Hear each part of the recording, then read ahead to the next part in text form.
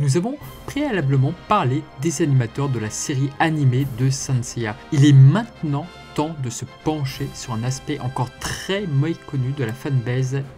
C'est parti.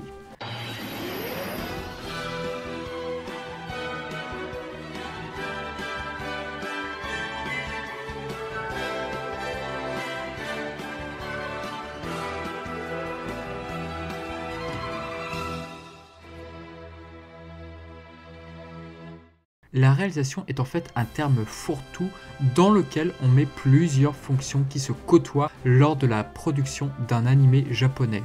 Nous avons donc la réalisation d'un animé. Nous avons en fait plusieurs rôles dans la production.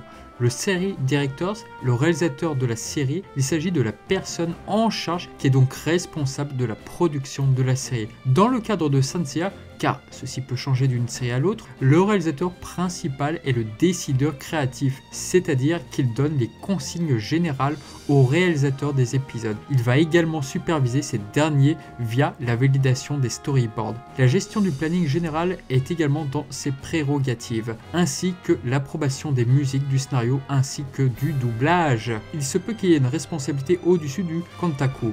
Le sous-Kantaku qui sera le réalisateur global de toute la série, mais qui laisse des prérogatives pratiques au Kantaku. Ce cas de figure n'est pas arrivé dans la série Saint Seiya.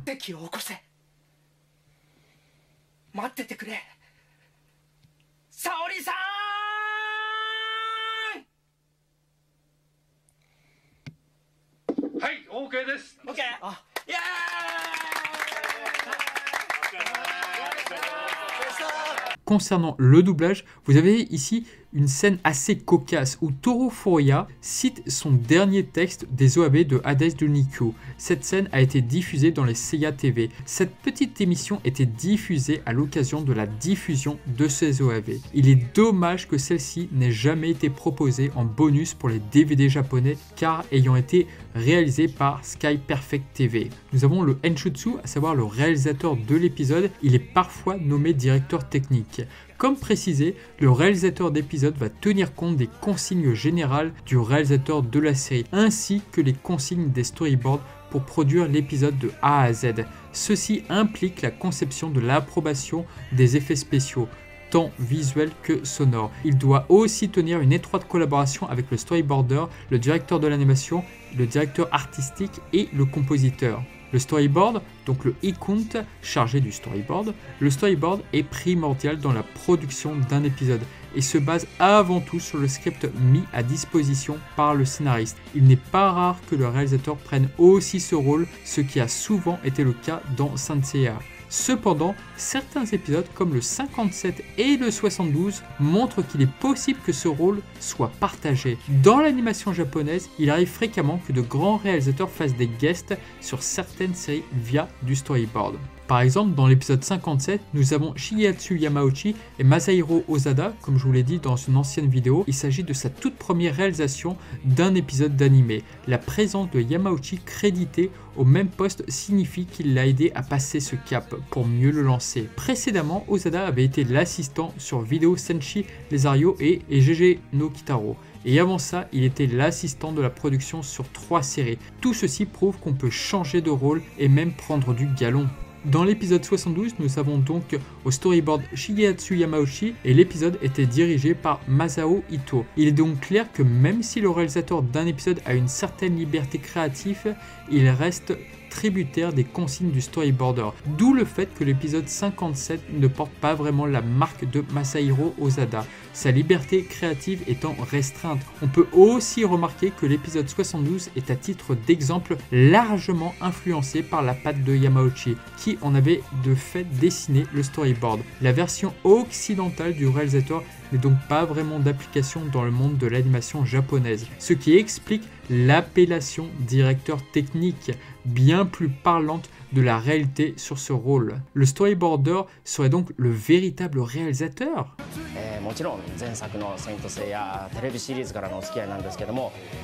Ici, nous avons Yamauchi occupé sur son storyboard. Lors de l'émission Seiya TV numéro 4, comme vous le voyez, notre storyboard est occupé à chronométrer des séquences. Cela lui permet d'indiquer toutes ces données sur le storyboard. Un exemple est également d'un bout du storyboard du film Asgard.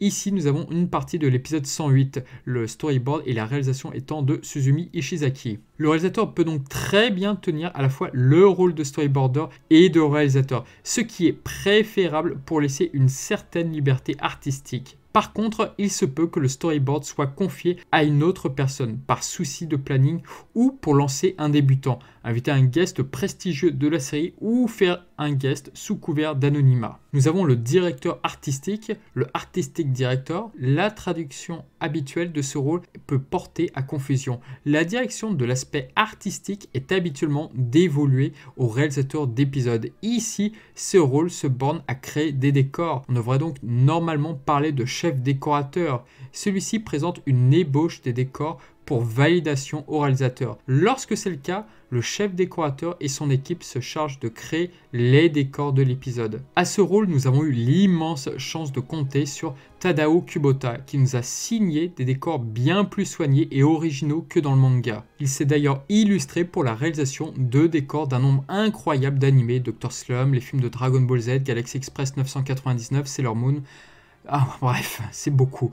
Kubota et son équipe ont d'ailleurs fait partie du prestigieux studio Mukyo fondé par feu Takamura. Mukyo est très connu dans le milieu. Nous avons le color setting, la conception des couleurs, donc ce rôle est assez particulier, c'est apparu plus ou moins lors de la production de Saint Seiya. Il s'agissait normalement du rôle du réalisateur de la série. On peut imaginer la création de ce poste pour décharger le réalisateur. Que fait-il? Eh bien, la charge des couleurs va décider quelle couleur sera affectée à un personnage ou un accessoire.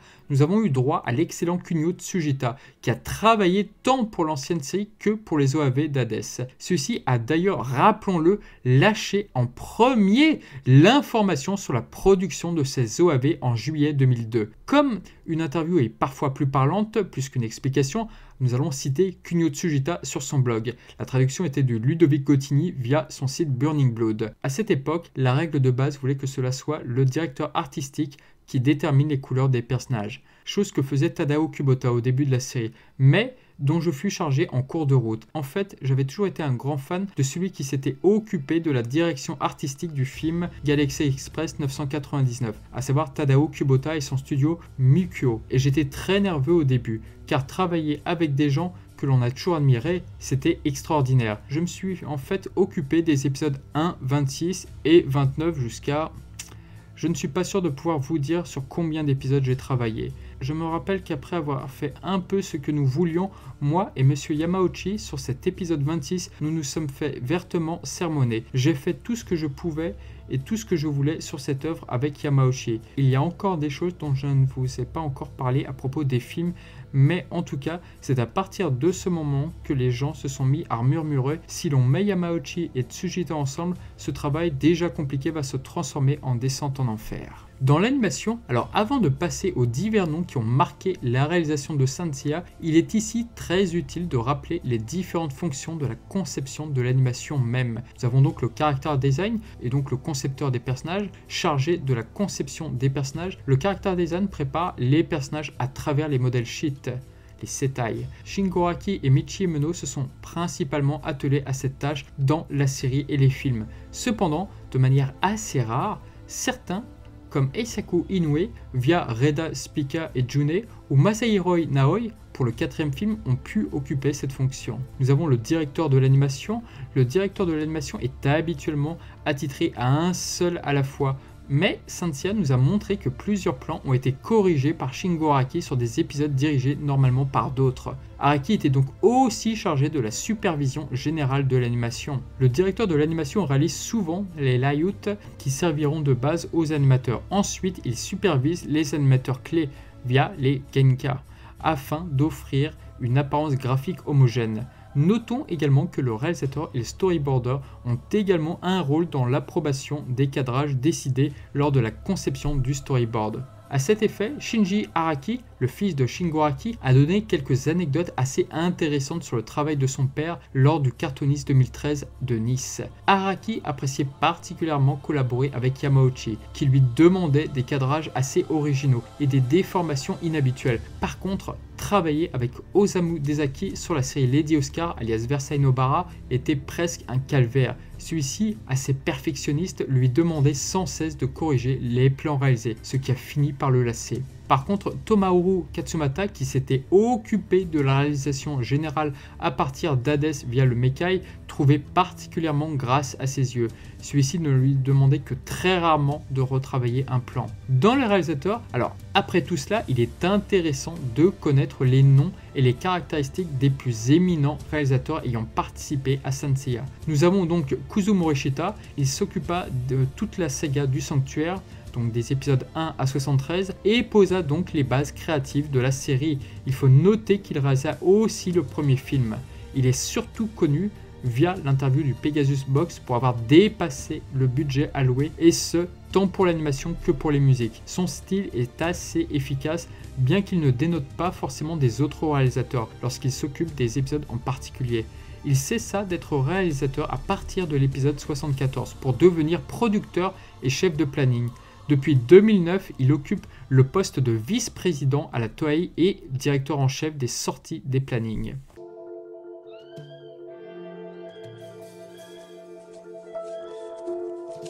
Kazuhito Kikuchi, malheureusement tombé dans l'oubli, il s'agit tout de même d'un excellent réalisateur. Il va changer quelque peu l'ambiance de la série pour les sagas Asgard et Poséidon, pour lesquels il sera nommé Series Director.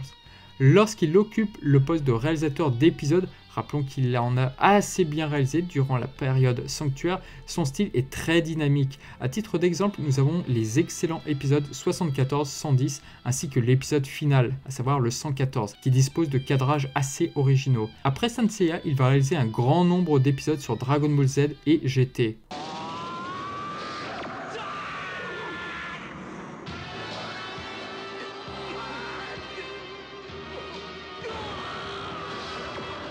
Ensuite, nous avons Masayuki Akei, réalisateur lui aussi assez prolifique. Il a d'abord travaillé sur Captain Albator, sur JJ no Kikutaru et même en tant que réalisateur sur la série Devilman. Pour Saint Seiya, il va nous gratifier d'épisodes parfois moyens, parfois bons. L'épisode 107 mettant en scène le combat contre Kaza Delomnad est réalisé par ses soins, et ce, en pleine production du 4e film. D'ailleurs, parlons-en de son travail pour le film. Akei a opté pour une mise en scène assez dynamique et une ambiance générale apocalyptique et extrêmement sanglante. Les cadrages de son storyboard, bien qu'efficaces, sont assez classiques. J'aime assez bien son travail, mais j'avoue moins apprécier les incohérences qu'il induit dans le film. Poséidon qui passe de l'urne d'Athéna au monde des morts et le rire presque démoniaque des dieux lors des catastrophes provoquées est assez manichéen, voire peut-être même ridicule. En particulier lorsque l'image censée les représenter est entourée de copies qui tournoient autour. Le reste du film est néanmoins d'assez bonne facture du côté de la réalisation. En particulier la scène où Seiya lance sa flèche sur Lucifer, qui reste pour moi la scène de lancer la plus impressionnante des films.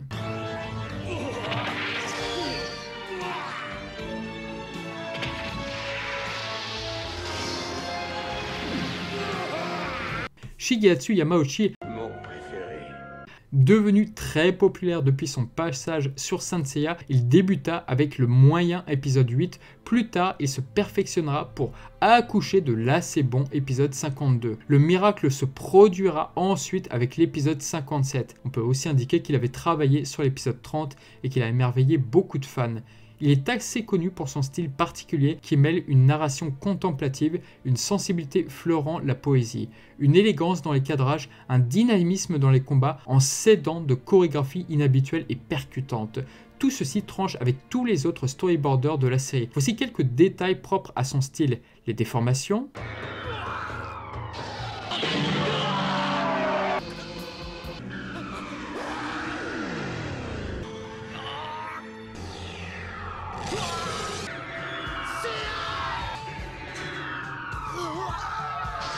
ses chorégraphies de combat et en particulier les jeux de jambes.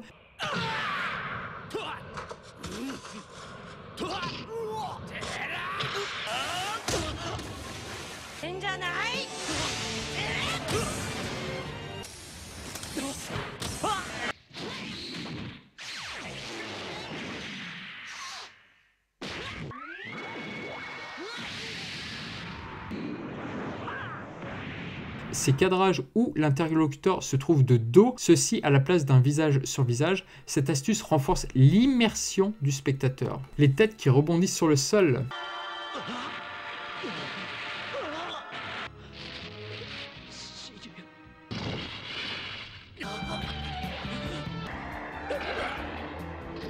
A noter que cet effet est propre à l'ancienne époque et ne sera plus utilisé lors du revival. Les travelling sur les jambes, cela sert avant tout à limiter l'animation, mais en même temps à retranscrire l'effet voulu. Il y a évidemment d'autres spécificités propres à Shigetsu Yamauchi. Après la série TV de Saint Seiya, il a travaillé sur les films de Dragon Ball Z ainsi que de la série, les OAV de Street Fighter, ainsi que la deuxième série animée de Dr. Slump. Il reviendra ensuite sur Saint Seiya par l'entremise des OAV du Junikyu en 2002. Après son éviction de la franchise, il s'occupera de la nouvelle série Kashan Signs et fera des guests pour Beat the Vandal Buster, le Rauden et One Piece, ou encore également Sailor Moon Crystal.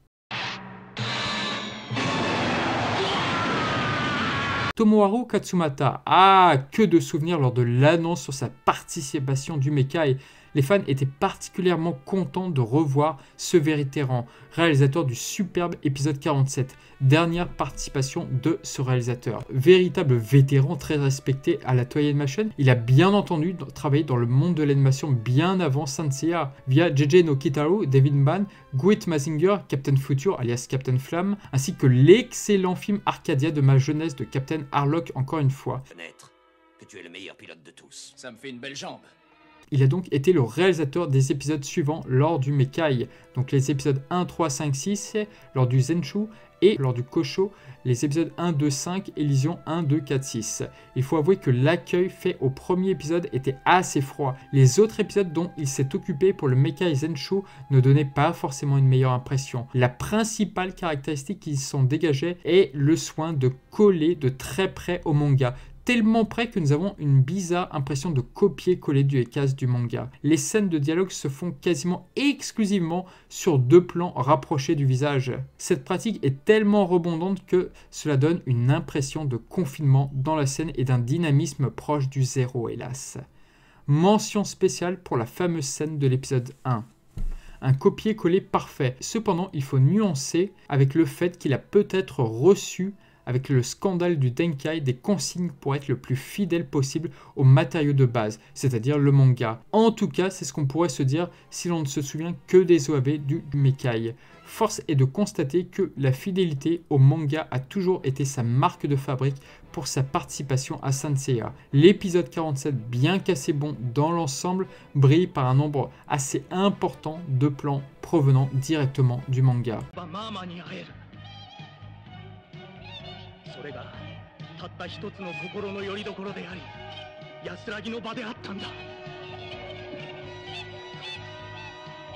Voilà pour cette vidéo concernant les réalisateurs de Saint Seiya, j'espère que vous aurez aimé. Et je remercie chaleureusement Bilal pour m'avoir aidé sur le script, ainsi que Ludovic Gottini pour les relectures. Et ne loupez surtout pas son livre sur Akira. Si vous êtes fan de cette œuvre, c'est de la bombe. Quant à moi, je vous dis à très bientôt pour de nouvelles vidéos. Ciao!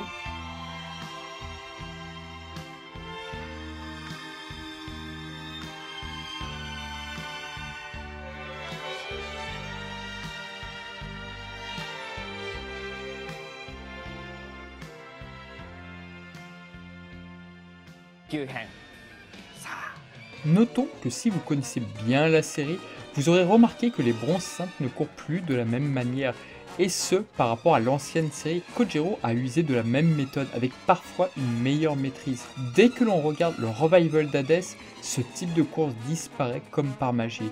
La plupart des animations de course du Junikyu et du Mekai ne choquent pas vraiment, mais un passage de l'épisode 12, largement souligné voire moqué par les fans, n'est vraiment pas passé inaperçu. Alors que bizarrement, cette animation a largement été reprise par les jeux vidéo de Dims. Voir les bronzes courir comme dans l'épisode 100 ou l'épisode 51 où on peut voir Marine courir, eh bien malheureusement c'est fini. やはりジュネの話は本当だったんだ。